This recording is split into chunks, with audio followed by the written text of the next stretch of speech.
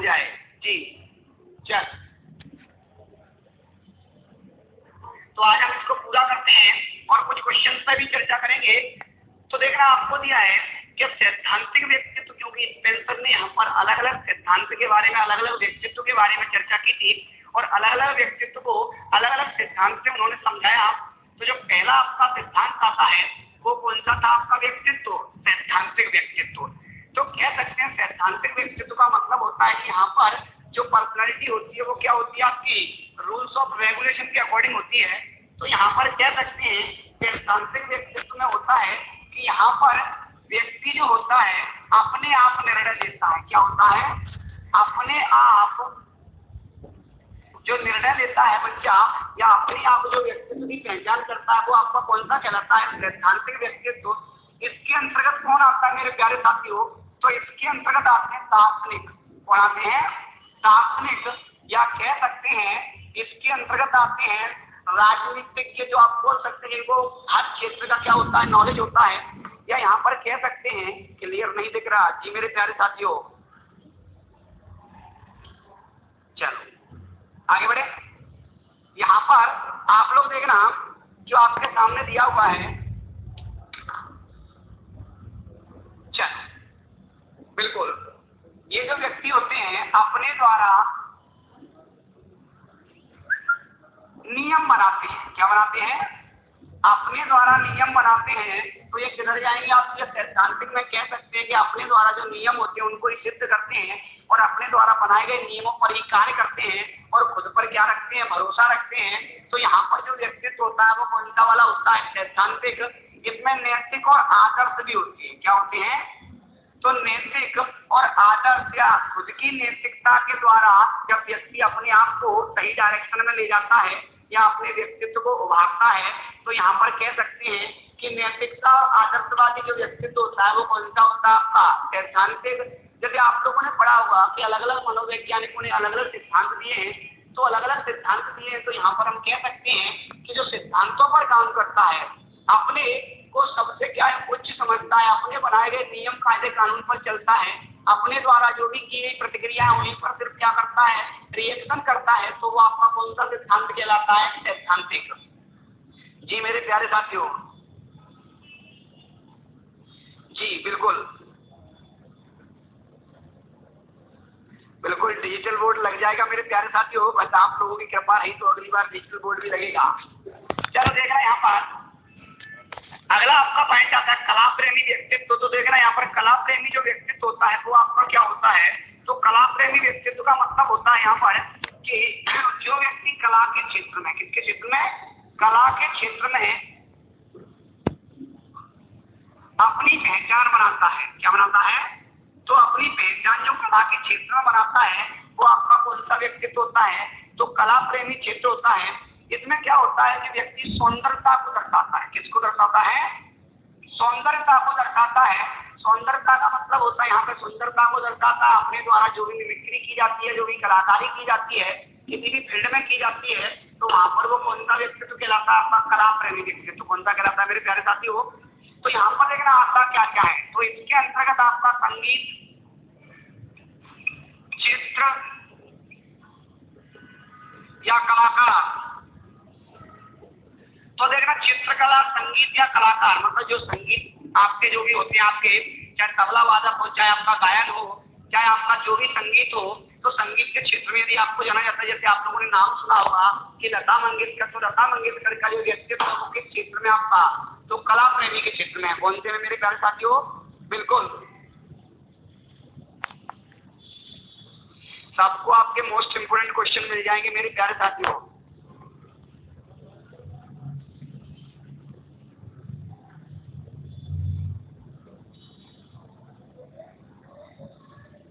चलो अब देखना यहाँ पर जो आपके कला प्रेमी में आए थे वो कौन कौन से आए थे? तो जो भी कलाकार होते हैं आपके, जो भी चित्रकार होते हैं, जो भी आपके संगीतज्ञ होते हैं, उनको हमने कहा रखा था? तो कला प्रेमी व्यक्तित्व में रखा था।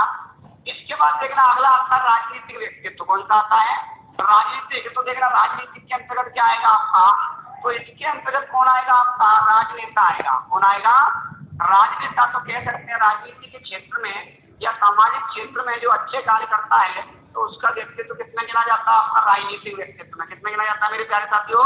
राजनीतिक व्यक्तित्व में, बिल्कुल। अगला देखना जो आपका आता लास्ट पॉइंट रह गया था उसका, ये आपका आता है आर्थिक व्यक्तित्व। कौन सा आता है? आर्थिक व्यक्तित्व।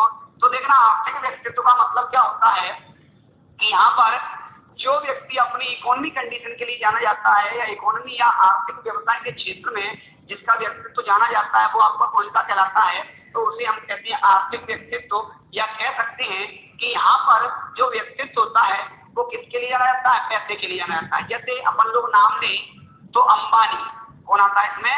अंबानी आ गया, रतन टाटा आ गया आपका। तो यहाँ पर ये लोग जो जाते हैं वो आपके व्यवसाय में जाते हैं। किधर जाते हैं? व्यवसाय में, बिल्कुल।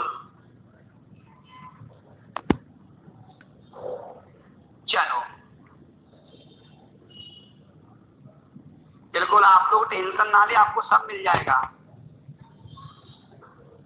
जी।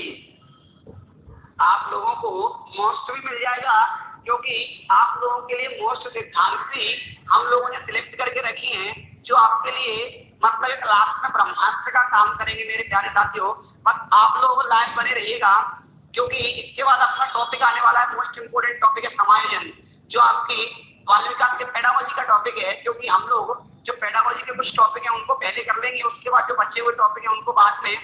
तो यहाँ पर हम लोग सबसे पहले आज व्यक्तित्व को खत्म करेंगे और इसके क्वेश्चन भी देखेंगे। जी आप लोग इसका स्क्रीनशॉट ले लीजिएगा।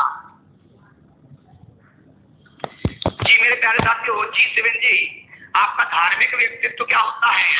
जी धार्मिक व्यक्तित्व का मतलब होता है कि यहाँ पे धर्म के क्षेत्र में जो व्यक्ति का व्यक्तित्व आपका देखा जाता है। जैसे मान लो आप लोगों के सामने कोई भी व्यक्ति ऐसा है जो धर्म निरपेक्ष पर काम करता है, धर्म के प्रति काम करता है, तो अलग अलग धर्म के लिए अलग अलग व्यक्ति को जाना जाता है। जैसे आप लोग यदि चर्चा करें तो आप लोगों ने देखा होगा कृष्ण भक्ति थी, एक राम भक्ति थी, एक ज्ञान मार्गी थी आपकी, तो एक प्रेम मार्गी शाखा भी थी। तो वहां पर क्या था? जैसे राम भक्ति के लिए किसको जाना जाता था आपने?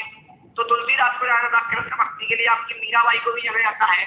तो यहाँ पर आत्मा और परमात्मा के साथ जब आप लोग एक मिलन करते हो, आत्मा के साथ जब भक्ति में लीन रहते हो, तो वो आपका धार्मिक व्यक्तित्व कहलाता है। इसमें आपके जो भी धर्म से संबंधित या जो भी आपके धर्म को मानने वाले लोग होते हैं वो आपके किस में जाएंगे? धार्मिक में जाएंगे। जी मेरे प्यारे साथियों,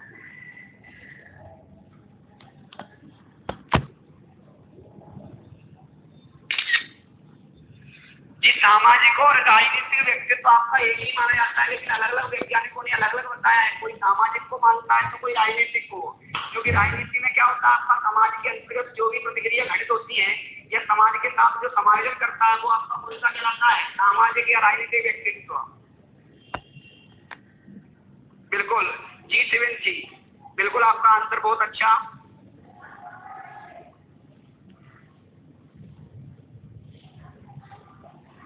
जी गौरव जी, जी चलो प्राकृतिक व्यक्तित्व।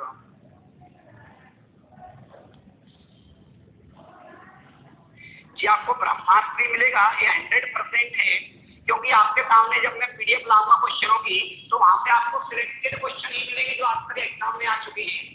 और आशा करता हूँ कि आपके जितने भी क्वेश्चन आए तो आपके 25, 26, 27, 28 नंबर तक आप लोग उसमें मार सको। क्योंकि 2 क्वेश्चन आपको सिर्फ क्या है वहां पर कॉमन सेंस काम करता है। क्योंकि आप 30 के 30 नहीं पढ़ सकते, 30 के 30 आप लोग नहीं मार सकते। आप लोगों को सिर्फ आपको नंबर लाना है 25 और 30 के बीच में। यदि आपके नंबर है तो आपका जो स्कोर रहेगा 135 प्लस पहुंच जाएगा। क्योंकि बाकी सब्जेक्ट में नंबर नहीं कटते, सबसे ज्यादा नंबर आपके बाल विकास नहीं करते हैं। जी मेरे प्यारे साथियों,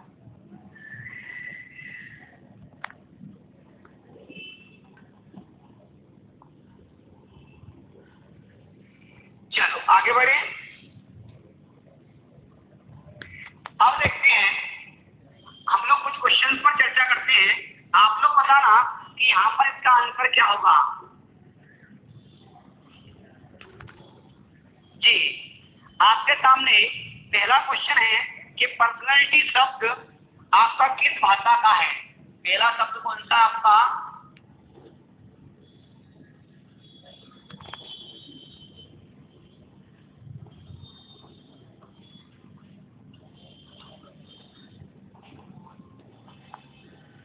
देखना आपके ऑप्शन दिए हैं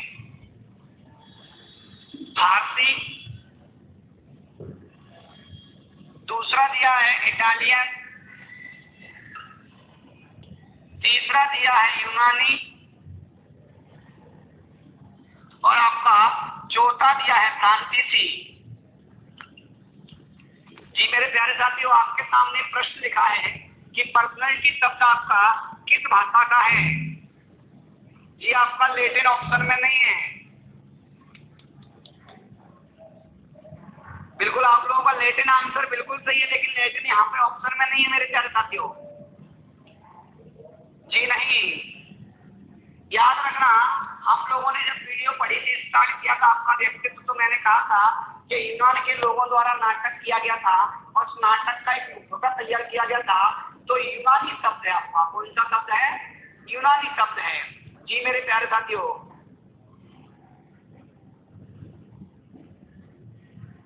चलो आप लोगों का आंसर बिल्कुल सही आ रहा है। जी बिल्कुल, यूनानी जिसका आपकी क्या होता है, आपका मुखौटा होता है। क्या होता है? मुखौटा। क्योंकि यहाँ पर मनोवैज्ञानिकों ने बताया था कि जो आपके यूनान के लोग थे वो क्या नाटक करते थे, मिमिक्री करते थे, तो वहां पर आपको क्या मिला? पर्सनैलिटी शब्द। जी अगले क्वेश्चन पर चर्चा करें। जी मेरे प्यारे साथियों,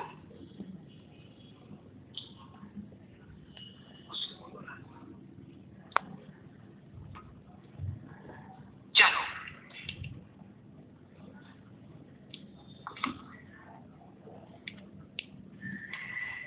चलो अगला है अच्छे व्यक्तित्व की विशेषता नहीं है।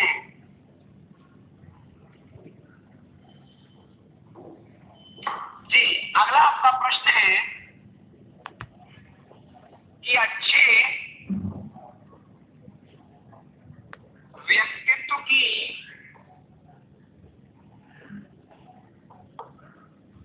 विशेषता नहीं है।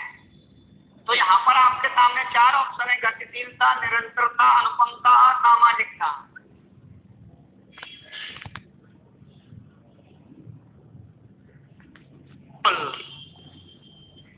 चार आपके सामने ऑप्शन दिए हैं, अच्छे व्यक्तित्व की विशेषता इसमें से नहीं है।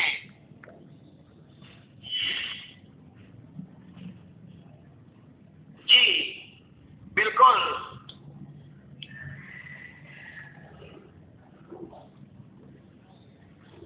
जी महंत जी आपका आंसर बिल्कुल सही है। राकेश जी आपका आंसर भी बिल्कुल सही है। चलो देखते हैं यहाँ पर क्वेश्चन आपके सामने, अच्छे व्यक्तित्व की विशेषता नहीं है मतलब ये बताओ, अच्छे व्यक्तित्व की अनुपमता मतलब अनोखा, जो व्यक्ति अनोखा होगा वो विशेषता के अंतर्गत आएगा। ये बताओ व्यक्तित्व में यदि गतिशीलता रहेगी, बार बार आपके व्यक्तित्व में चेंज आता रहेगा, तो ये भी आपका होता है। निरंतरता होनी चाहिए, क्योंकि निरंतरता नहीं होगी तो व्यक्तित्व नहीं है। तो यहाँ पर विशेषता कौन सी नहीं है आपकी, तो आपका जो आंसर होगा वो कौन सा वाला होगा? तीसरा वाला, असामाजिकता। जी मेरे प्यारे साथियों, आप लोग अच्छा प्रयास कर रहे हो। जी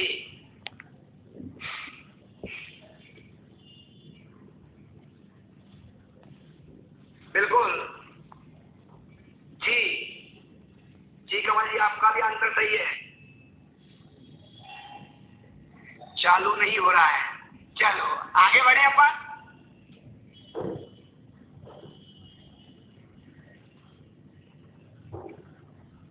अब देखना, अगला आपके सामने प्रश्न दिया है कि व्यक्ति इतिहास विधि में प्रायः किस प्रकार के बालक के व्यक्तित्व का अध्ययन किया जाता है। व्यक्ति इतिहास विधि में किस प्रकार के बालक का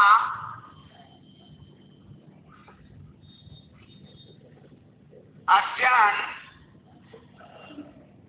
किया जाता है।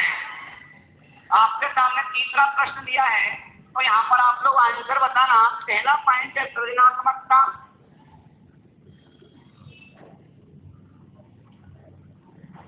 दूसरा आपके सामने पॉइंट दिया हुआ है प्रतिभाशाली,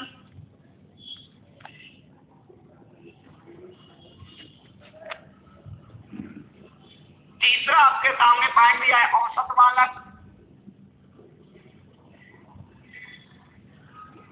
चौथा पॉइंट दिया है अपराधी बालक।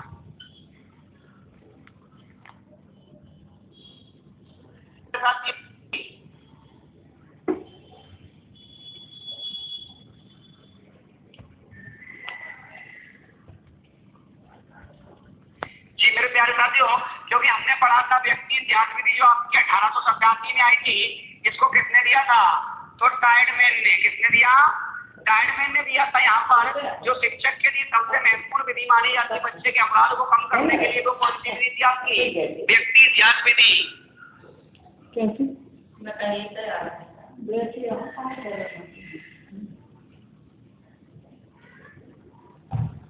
जी अगला प्रश्न देखें।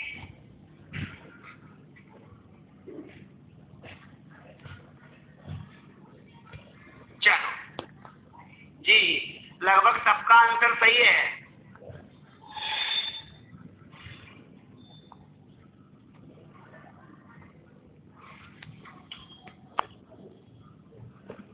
चलो आपके सामने अगला प्रश्न आता है।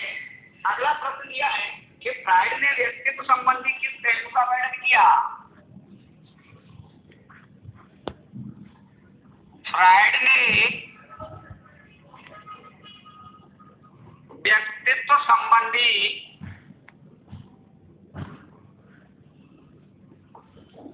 किस पहलू का वर्णन किया?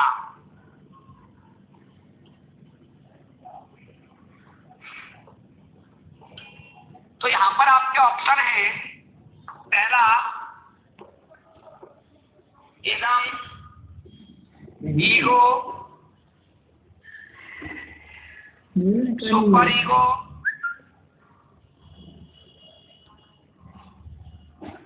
और उक्त सभी। जी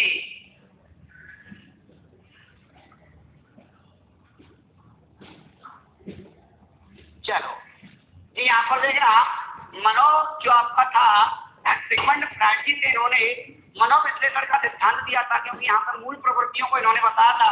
और यहाँ पर मूल प्रवृत्तियां जो आपकी होती है, जन्म प्रवृत्ति होती है, मृत्यु आपकी प्रवृत्ति होती है। तो यहाँ पर दो चीजों के बारे में चर्चा की। तो यहाँ पर फ्राइड ने आपको बताया एक इदम होता है, ईगो होता है और सुपर ईगो होता है। तो यहाँ पर तीनों चीज को बताया। तो देखना आंसर क्या दिया आपका? उपरोक्त सभी। तो आपका आंसर क्या हो जाएगा? उपरोक्त सभी। जी मेरे प्यारे साथियों, तो यहाँ पर आपका आंसर भी क्या होगा? और जब भी आपके एग्जाम में यदि उपरोक्त सभी आता है तो आप लोग उसको टिक कर सकते हो, क्योंकि आपका 100% आंसर भी क्या रहता है? उपरोक्त सभी रहता है मेरे प्यारे साथियों। जी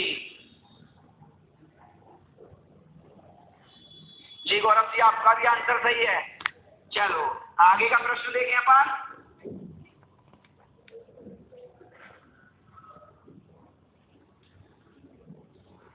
चलो अगला प्रश्न आता है,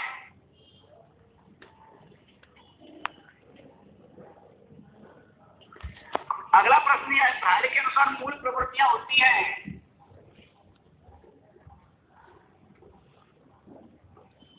फ्राइड के अनुसार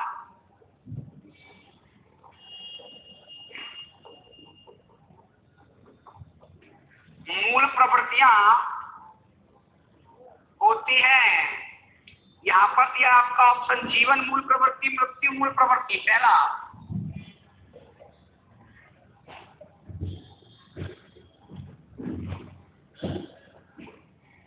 दूसरा ऑप्शन दिया है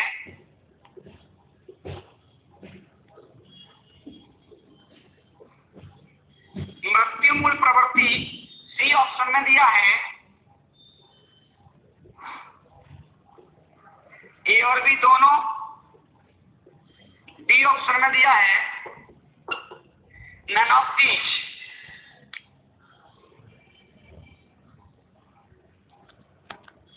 जी राजेश जी, आपका भी आंसर सही है।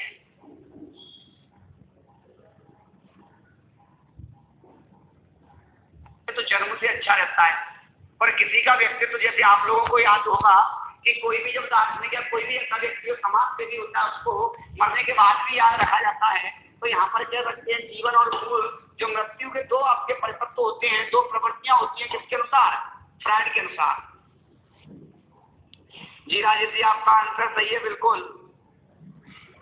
चलो जी सत्यवीर सिंह, आपका भी आंसर सही है। चलो अगला प्रश्न देखें अपन।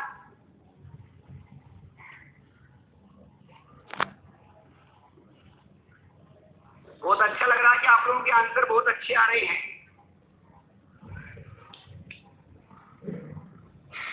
जी सतीश जी, अगला प्रश्न देखें अपन। अगला प्रश्न दिया आपका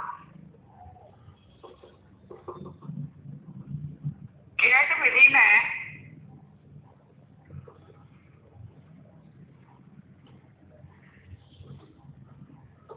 किस उम्र के बालक को रखा जाता है? तो यहां पर ऑप्शन पहला दिया है 15 वर्ष, दूसरा ऑप्शन दिया है 2 से 10 वर्ष, तीसरा ऑप्शन दिया है 5 से 10 वर्ष, चौथा ऑप्शन दिया है 3 से 11 वर्ष। जी, चिल्ड्रन एप्लीकेशन टेस्ट हम लोगों ने पढ़ा था, जो आपका लियोपोल्ड बेलक ने दिया था आपका 1948 में। ये आप लोगों को याद होगा। इसका आंसर बताएं सब लोग।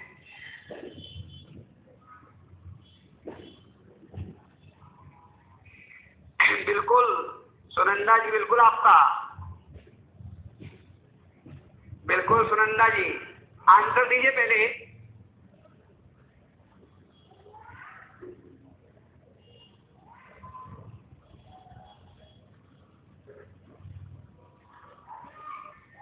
बिल्कुल सुजीत, आपका आंसर बिल्कुल सही है। यहाँ पर इसका आंसर आपका कौन सा होगा? 3 से 11 वर्ष। जी जी महेंद्र जी, आपका भी आंसर सही है। चलो देखते हैं कैसे। हम लोगों ने पढ़ा था कि 1948 में एक व्यक्ति आया था आपका लियोपोल्ड बेलक। इसने बताया था कि यहाँ पर बच्चों को 10 कार्ड दिए थे जानवरों के। किसके कार्ड दिए थे? 10 कार्ड दिए थे जानवरों के। तो 10 कार्डों पर इन्होंने चर्चा की थी। बच्चे को प्रत्येक कार्ड दिखाकर उसका टेस्ट किया जाता था और टेस्ट किया जाता था। तो यहाँ पर इन्होंने बच्चे की जो उम्र ली थी वो 3 से 11 वर्ष ली। कितनी ली? 3 से 11 वर्ष। जी मेरे प्यारे साथियों,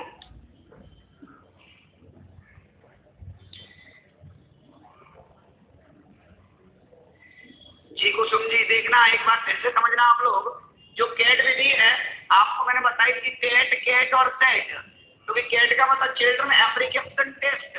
यहाँ पर जो होता है आपका वो क्या होता है? तो 1948 में लियोपोल्ड बेलक ने बालक के लिए एक विधि का प्रयोग किया, जिस विधि में बालक को चित्र दिखाए जाते थे और यहाँ पर 10 चित्र दिखाए जाते थे।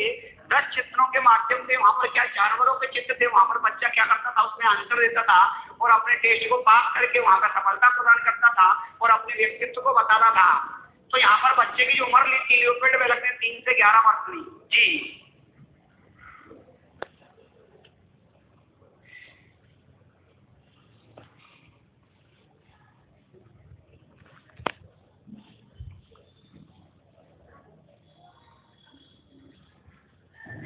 बिल्कुल जी, आपका आंसर 3 से 10 होता वो भी सही होता, क्योंकि एक्चुअल जो उम्र थी वो 3 से 10 ही थी आपकी। क्योंकि यहाँ पर ऑप्शन में दिया क्या आपको? 3 से 11।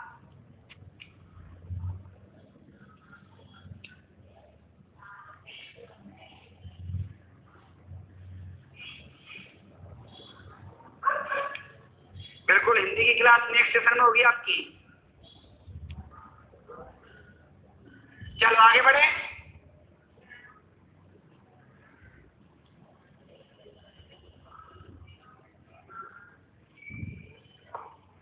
देखना अगला जो आपके सामने प्रश्न दिया हुआ है वो कौन सा दिया हुआ? व्यक्तित्व विकास को प्रभावित करने वाले कारक कौन से हैं?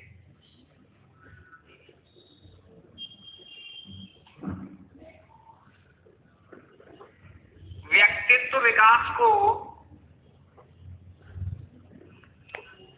प्रभावित करने वाले कारक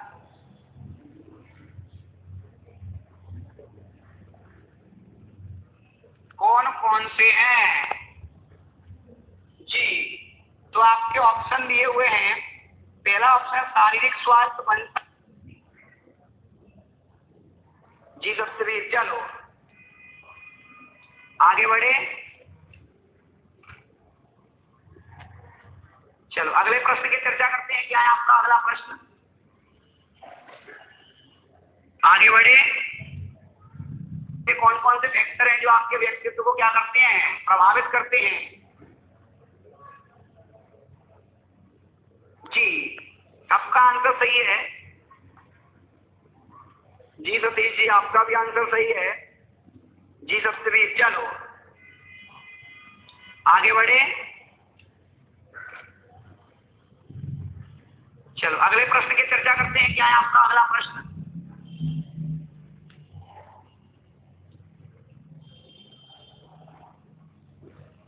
चलो देखना,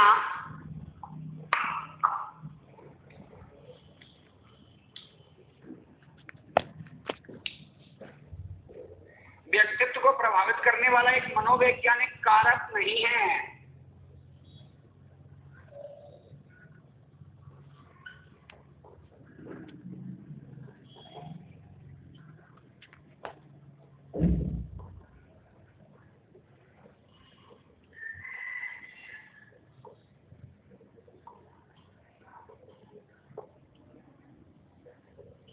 चलो आपके सामने अगला प्रश्न है कि व्यक्तित्व को प्रभावित करने वाला मनोवैज्ञानिक कारक नहीं है। इसके ऑप्शन दिए हैं रुचि व दृष्टिकोण, इच्छा शक्ति। जी,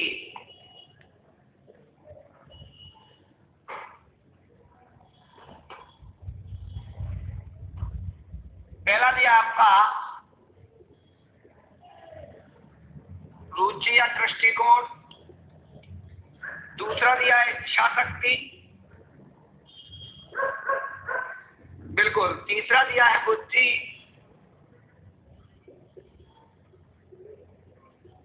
और चौथा आपके सामने धार्मिक संस्थाएं।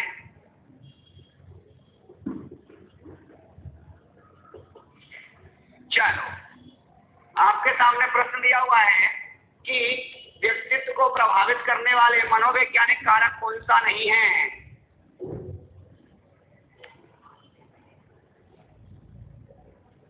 देखो यहां पर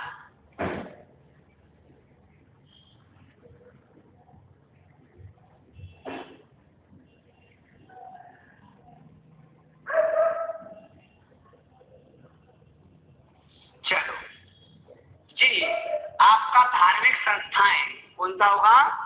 धार्मिक संस्थाएं। चलो आगे बढ़े। आपका लास्ट प्रश्न दिया हुआ है। जी, सबका आंसर सही है।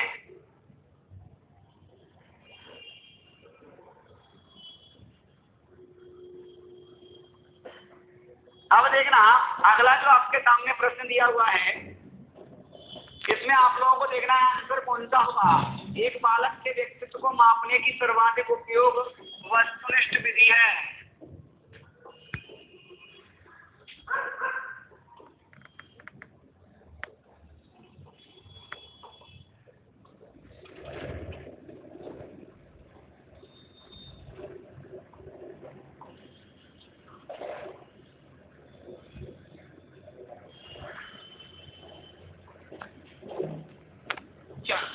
यहाँ पर भी आपके सामने प्रश्न दिया है कि एक बालक के व्यक्तित्व को मापने की सर्वाधिक उपयोगी या सर्वाधिक उपयोगी वस्तुनिष्ठ विधि कौन सी है। जी, अब देखना, इसके ऑप्शन दिए हैं प्रक्षेपी विधि पहला,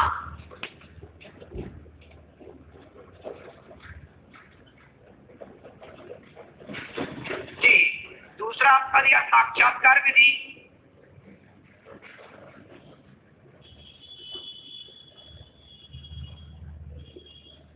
तीसरा दिया प्रश्नावली,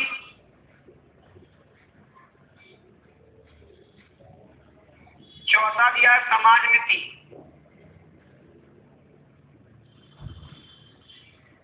चलो आपके सामने प्रश्न दिया हुआ है, आंसर बताइएगा।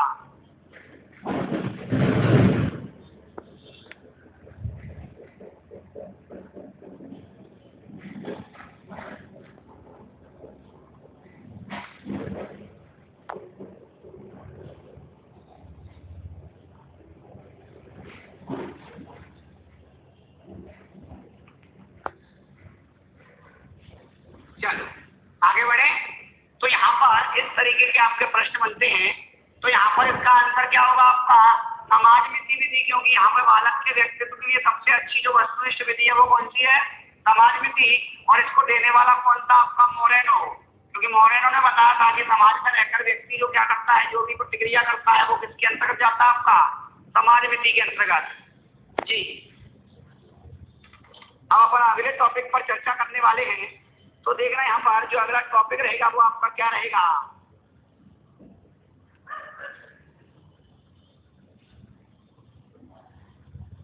चलो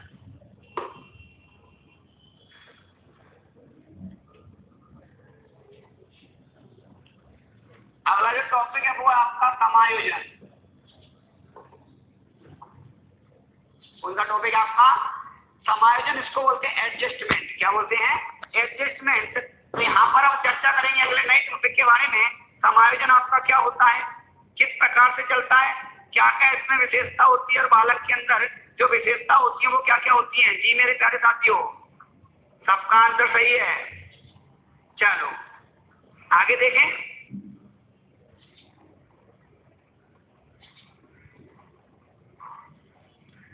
देखना यहाँ पर जो समायोजन होता है, कह सकते हैं कि यह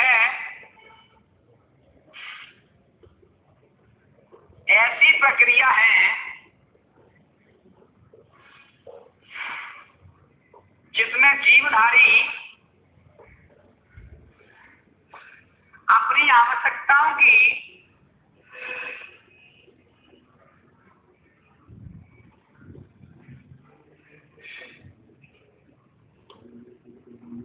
पूर्ति के लिए समस्या के साथ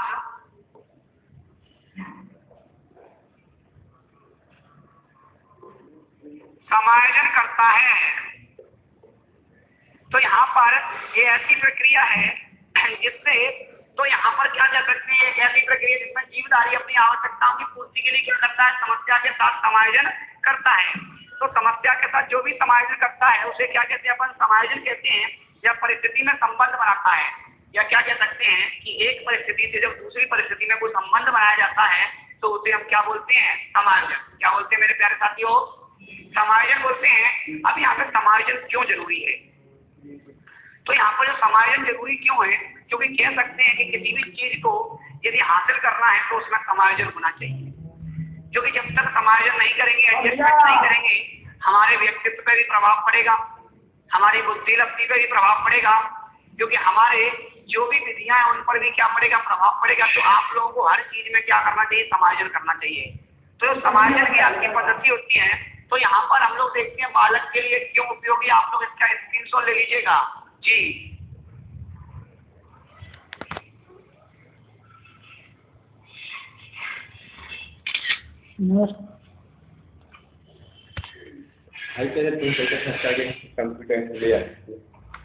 कितना है?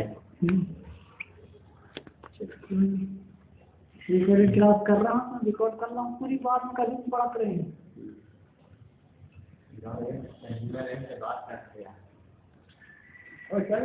चलो अब देखना समायोजन बालक की विशेषता है।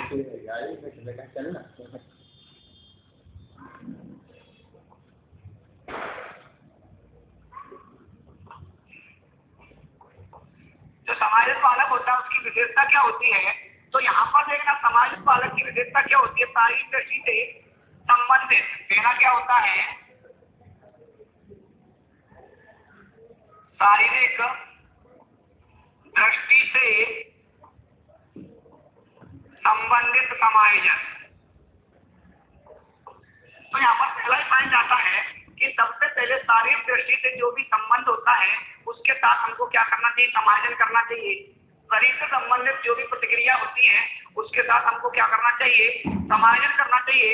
इसके बाद देखना अगला जो पॉइंट आता है कि इच्छा के अनुसार या अपनी इच्छा तथा कमजोरियों का ज्ञान करना। अपनी इच्छा तथा कमजोरी का ज्ञान करना। तो तो यहाँ पर अपनी इच्छाओं तथा कमजोरियों के बारे में भी हमको क्या बैठाना चाहिए समायोजन, क्योंकि हमारी कहाँ पर कमजोरियां हैं, आपकी क्या इच्छा है, आप लोग क्या चाहते हो, क्योंकि तुमको पता है यदि आपकी इच्छा पूरी नहीं हो पाएगी तो समझ लो कि आपने समायोजन नहीं किया है। जैसे मान लो अपन किसी से दोस्ती करते हैं या कोई भी अपना फ्रेंड बनता है, यदि आपको फ्रेंड अच्छा लगता है तो तुमको पता है उसके साथ हमको क्या करना चाहिए, एडजस्टमेंट करना चाहिए, चाहे वो कैसा भी दोस्त हो। तो यहाँ पर आपकी इच्छा है कि वो मेरा ही दोस्त होना चाहिए, अर्थात हम कह सकते हैं कि कमजोरियों का भी क्या होना चाहिए, आपको ज्ञान होना चाहिए, क्योंकि समायोजन तभी कर पाते हैं कि क्या हमारे अंदर कमजोरियां हैं, सामने वाले के अंदर क्या कमजोरी है, तो सामने वाले की कमजोरी को देखकर क्या किया जाता है, आपका एडजस्टमेंट किया जाता है। क्या किया जाता है मेरे प्यारे साथियों, एडजस्टमेंट किया जाता है। अगला देखना, व्यवहार का लचीलापन होना चाहिए, बालक के अंदर क्या होना चाहिए, व्यवहार का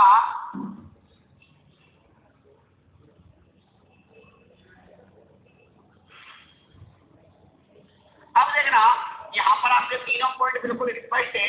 शारीरिक दृष्टि से संबंध होना चाहिए, अपनी इच्छा और कमजोरियों का ज्ञान होना चाहिए, या अपनी इच्छा तथा सामने वाले की कमजोरियों का ज्ञान होना चाहिए, क्योंकि यहाँ पर अगर आपकी कमजोरियों को आपके बारे में नहीं पता, मतलब आपको खुद की कमजोरी का नहीं पता, तो अपन किसी के साथ समायोजन नहीं कर सकते। अगला पॉइंट यह व्यवहार का लचीलापन होना चाहिए, क्योंकि यहाँ पर समायोजन तभी कर सकते हैं जब अपने अंदर ईगो नहीं है। यदि अपने अंदर एटीट्यूड है तो वहां पर हम लोग क्या है, कोई भी समायोजन नहीं कर सकते। अपने अंदर यदि क्या है, अहम की भावना है, सामने वाले की बातों को यदि नहीं सुन सकते कि कौन है यहाँ पर बड़ा है कौन छोटा है, तो यहाँ पर व्यक्ति के साथ यदि समायोजन करना है तो बड़े छोटे का ख्याल नहीं करना चाहिए, क्योंकि आपकी बातों में क्या होना चाहिए, लचीलापन। यदि आपकी बातों में घमंड है तो आप लोग कभी भी समायोजन नहीं कर सकते। तो यहाँ पर कहा जाता है कि बालक के अंदर या व्यवहार में क्या होना चाहिए, लचीलापन होना चाहिए। आपका व्यवहार कभी भी आक्रामक नहीं होना चाहिए, क्योंकि यदि व्यवहार आक्रामक है तो समायोजन कभी नहीं होगा, क्योंकि समायोजन नकारात्मक पक्ष को धारण कर लेगा और नकारात्मक पक्ष के साथ कभी भी समायोजन नहीं किया जा सकता। जी मेरे प्यारे साथियों,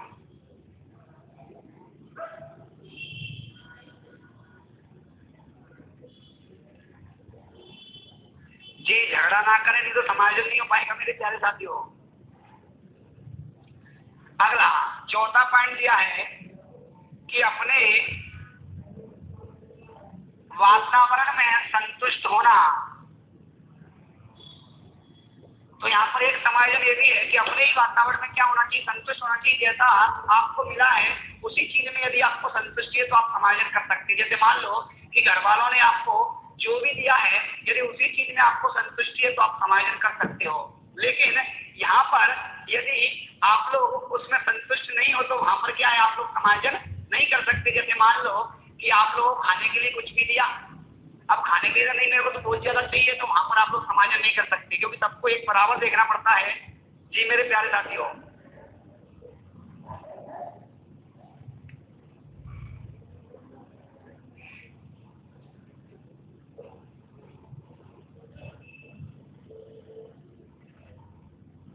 क्या हो गया,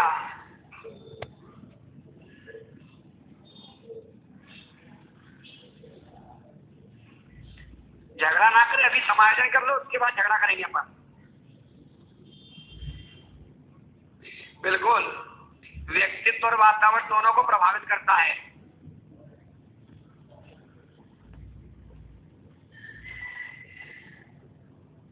चलो अगला पॉइंट देखें अपन। अगला पॉइंट क्या है, हालातों से संघर्ष करने की योग्यता। तो यहाँ पर क्या होता है, आपका हालातों से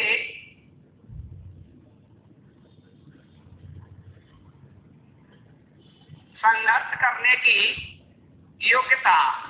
तो यहाँ पर हालातों से अपन तभी संघर्ष कर सकते हैं जब हमारे अंदर समायोजन की भावना होनी चाहिए, क्योंकि आपके हालात कैसे भी हैं, यदि अच्छे हैं या बुरे हैं, क्योंकि अपन उच्च पर भी है तो भी उन हालातों को समझना चाहिए, कि निम्न में है तो भी हमको क्या है, हालातों को समझना चाहिए। जैसा देश वैसी देश वाली कंडीशन हमारे अंदर है, तो हम कह सकते हैं कि व्यक्ति कहीं पर भी अपना सकारात्मक समायोजन कर सकता है। जी मेरे प्यारे साथियों, जी सुपर ईगो है। चलो एक बार पैसा देखते हैं। समायोजन के जो भारत की विशेषता, पहला शारीरिक दृष्टि से संबंधित होना चाहिए, अपनी इच्छा और कमजोरियों का पता होना चाहिए, व्यवहार आपका लचीला होना चाहिए और अपने वातावरण में संतुष्ट होना चाहिए। हालातों में संघर्ष करने की क्या होनी चाहिए, योग्यता होनी चाहिए, और जो महत्वाकांक्षा होती है उसका आपका उचित स्तर होना चाहिए। जी मेरे प्यारे साथियों, मूलभूत आवश्यकताओं की पूर्ति भी इसी के अंतर्गत आएगा। चलो तो देख रहे हैं यहाँ पर ये 4-5 पॉइंट हैं। सबसे पहले व्यक्ति को समायोजन करना है तो कमजोर बनकर रहना चाहिए, क्योंकि अगर सामने वाले व्यक्ति से अपन ऊपर हैं या सामने वाले व्यक्ति के प्रति अपने एटीट्यूड में है या उससे बड़ा बनने की कोशिश करेंगे तो कभी भी समायोजन नहीं कर सकते।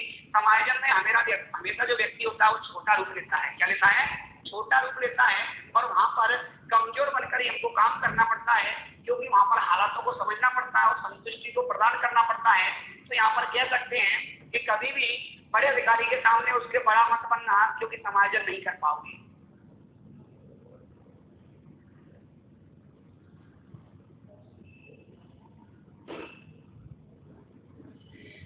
आप लोग कमेंट पे ध्यान क्यों दे रहे हो मेरे प्यारे साथियों?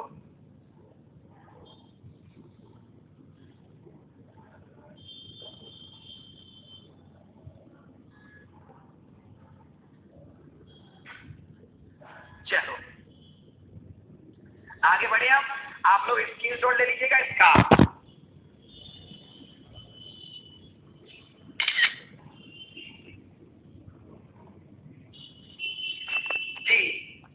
आपका जो व्यक्तित्व का 2 पॉइंट रह गए उसको अपन प्रतिभाशाली बालक और जब विशिष्ट बालक पढ़ेंगे उसके साथ ऐड करके अपन पढ़ेंगे, क्योंकि आर्मी कैडल का सिद्धांत रह गया आपका और वहां पर जो सिद्धांत हैं 2 आपके वो अपन प्रतिभाशाली बालक के अंतर्गत पढ़ेंगे मेरे प्यारे साथियों जी।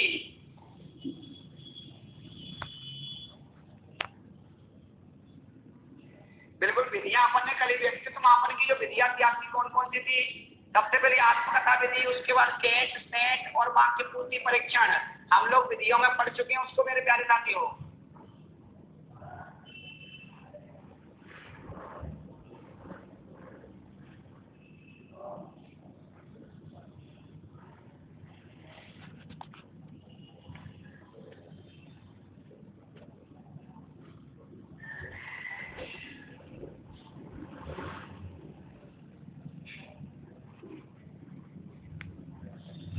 आगे बढ़े।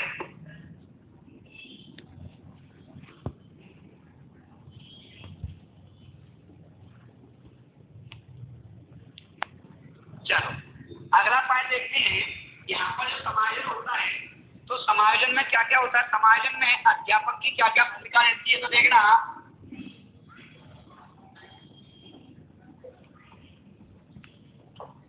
अध्यापक की भूमिका में देखना सबसे जो पहला पॉइंट होता है वो आपका क्या होता है? उचित वातावरण बनाना। क्या बनाना?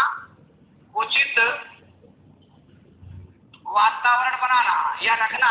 तो यहाँ पर जो शिक्षक होता है यदि उचित वातावरण नहीं बनाएगा तो वहां का समायोजन नहीं हो पाएगा जी मेरे प्यारे साथियों। अगला पॉइंट देखना, तनाव झेलने तथा सहनशीलता का विकास होना चाहिए टीचर के अंदर। क्या होना चाहिए? तनाव या सहनशीलता का विकास होना चाहिए। ये वाला पॉइंट हर टीचर के लिए, क्योंकि ये व्यक्तित्व को साबित करता है। यदि यहाँ पर व्यक्ति में या टीचर में तनाव झेलने की ताकत नहीं है तो वहां पर समायोजन बच्चों के साथ कभी नहीं कर सकता, क्योंकि तुमको पता है अगर 50 बच्चे बैठे तो 50 के 50 बच्चे एक जैसे नहीं हो सकते। क्योंकि उनमें 2 बच्चे ऐसे आएंगे जो टीचर को क्या करेंगे, यहाँ पर डिमोटिवेट करेंगे या टीचर के साथ कुछ ऐसे वार्तालाप करेंगे जिससे टीचर को गुस्सा आएगा तो उसमें सहनशीलता खत्म हो जाएगी। लेकिन टीचर के अंदर क्या होना चाहिए? सहनशीलता। यदि सहनशीलता और तनाव को झेलने की शक्ति है तो बहुत अच्छा टीचर है। क्या है? उस टीचर का व्यक्तित्व बहुत अच्छा है जो आपको झेल रहा है। तो यहाँ पर कह सकते हैं कि तनाव और सहनशीलता दोनों उसके अंदर कूट कूट के भरी होनी चाहिए। इसके बाद देखना, विद्यार्थियों को अपनी ताकत एवं कमजोरियों का ज्ञान कराना। क्या कराना? विद्यार्थी को अपनी ताकत या कमजोरी का ज्ञान कराना। तो यहाँ पर जो टीचर होता है वो विद्यार्थी को क्या करता है? अपनी ताकत का भी उसको बताता है और अपनी कमजोरी का भी बताता है, क्योंकि ताकत और कमजोरी का नहीं बताएगा तो बच्चों के साथ समायोजन नहीं कर सकता। यदि मान लो कि हर व्यक्ति को संपूर्ण ज्ञान नहीं होता तो कोई भी ऐसा व्यक्ति नहीं है जो पूर्णता ज्ञानी हो, तो वहां पर कुछ कमजोरियां भी होती हैं। उस कमजोरियों को यदि बालक को पता है तो यहाँ पर कह सकते हैं कि बालक के सामने अपनी ताकत का भी अंदाजा होना चाहिए बालक को, और क्या होनी चाहिए? उसकी कमजोरियों का भी पता होना चाहिए। अब विद्यार्थी को या विद्यार्थी की ताकत का पता होना चाहिए, विद्यार्थी की कमजोरी का पता होना चाहिए। तो यदि विद्यार्थी की कमजोरी का नहीं पता है तो वहां पर शिक्षक के बच्चों के साथ क्या है, समायोजन नहीं कर पाएगा। जी चलो आगे बढ़े मेरे प्यारे साथियों। अब देखना इसके बाद अगला पॉइंट आता है, निर्देश व परामर्श की उचित व्यवस्था होनी चाहिए। क्या होनी चाहिए? निर्देश व परामर्श की उचित व्यवस्था। तो यहाँ पर जो निर्देश और परामर्श होना चाहिए वो बिल्कुल सकारात्मक होना चाहिए, क्योंकि यहाँ पर बच्चे को यदि निर्देश अपन सकारात्मक रूप में नहीं देंगे तो वहां पर समायोजन नहीं कर पाएगा कि कहाँ पर कैसा निर्देश देना है, कहाँ पर बच्चे को किस डायरेक्शन में जाना है और कहाँ पर बच्चे को कैसे परामर्श देना है। तो निर्देश और परामर्श की जो भूमिका होती है वो शिक्षक के अंदर अच्छी होनी चाहिए, उचित मूल्यांकन वाली होनी चाहिए, जिससे बच्चा क्या एब्सॉल्व करे और वहां पर बच्चा उस निर्देश को सुने और टीचर की बात माने। तो यहाँ पर एक शिक्षक के लिए क्या होता है, मोस्ट इम्पोर्टेंट पॉइंट आता है, इसको अपन इम्पोर्टेंट भी बोल सकते हैं कि यहाँ पर निर्देश और परामर्श की उचित भूमिका होनी चाहिए। जी मेरे प्यारे साथियों। जी अगला पॉइंट देखना, छात्र की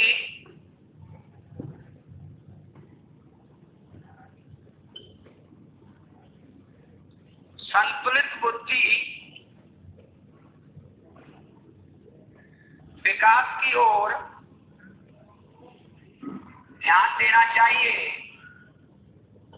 तो यहाँ पर देखना जो शिक्षक होता है, शिक्षक को क्या संतुलित बुद्धि मतलब सब लोगों को एक समान दृष्टिकोण देना चाहिए और सब लोगों के साथ एक समान व्यवहार करना चाहिए, क्योंकि भेदभाव यदि किया तो समायोजन नहीं कर पाएगा। क्योंकि यहाँ पे आपकी सुकरात आपने कहा था, सुकरात एक पहला ऐसा शिक्षक था जिसको जन्मजात शिक्षक की उपाधि प्राप्त थी। तो कहा जाता है जन्मजात शिक्षक किसको कहा जाता है, तो सुकरात को कहा जाता है, क्योंकि एसएलसी गलियों में जब उसने बचपन में पढ़ाना प्रारंभ किया था तो जिस व्यक्ति का जो शौक था वो बचपन से ही शिक्षा था, शिक्षक बनना था, तो इस कारण उसको जन्मजात शिक्षक भी कहते हैं। तो शिक्षक के अंदर सबसे पहले उचित वातावरण बनाना, पढ़ाई का जब तक वातावरण नहीं बनेगा तब तक वहां पर शिक्षक अपने साथ समायोजन नहीं कर सकता, बच्चों के साथ समायोजन नहीं कर सकता। उसके बाद तनाव झेलने की शक्ति, गुस्सा नहीं होना चाहिए, उसको सहनशीलता होनी चाहिए, कुछ भी बोलता रहे बच्चा उसके अंदर सहन करने की शक्ति होनी चाहिए।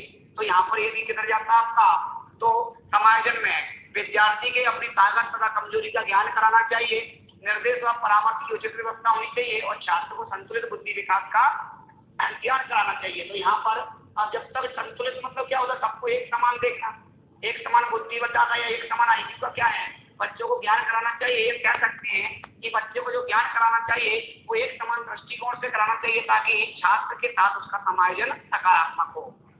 जी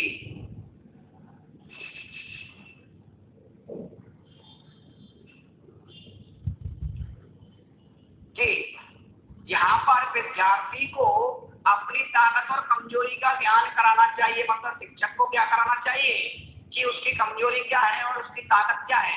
तो यहाँ पर जब तक बच्चे को उसके व्यवहार के बारे में नहीं पता चलेगा कि शिक्षक आपका कैसा है, आपके साथ समायोजन कब कर पाएगा, जब शिक्षक खुद अपनी क्या बताएगा, कमजोरी बताएगा और अपनी ताकत बताएगा। बोला कमजोरी क्या है, बोला मेरी कमजोरी ये है कि यहाँ पर आप लोगों को जो हैंड राइटिंग है उसमें थोड़ी दिक्कत आती है, तो आप लोग उसके साथ समायोजन कीजिए। बोला ठीक है सर।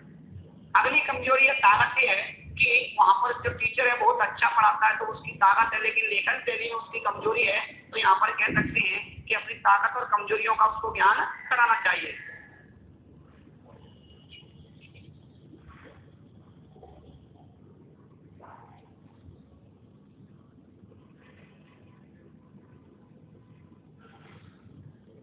बिल्कुल जन्मजात चीज आपका शिक्षक होता है सुकरात।